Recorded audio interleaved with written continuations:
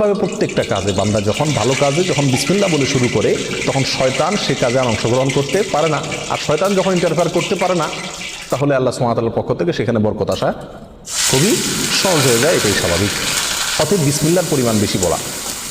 3 নম্বর বরকতের চাবি হলো ভাই কোরআনে কারিমের সাথে সম্পৃক্ততা বাড়ানো।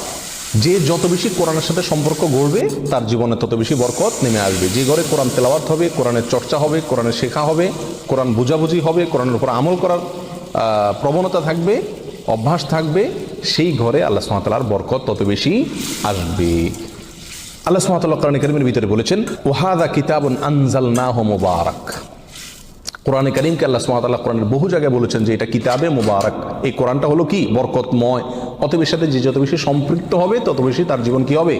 বরকতময় হয়ে যাবে। নবী আলাইহিস সালাম বলেছেন সহিহ মুসলিমের হাদিসে, ইন্নাল্লাহা ইয়ারফাউ বিহাযাল কিতাবি আকওয়ামা ওয়া ইয়াদাউ বিহি আখারিন।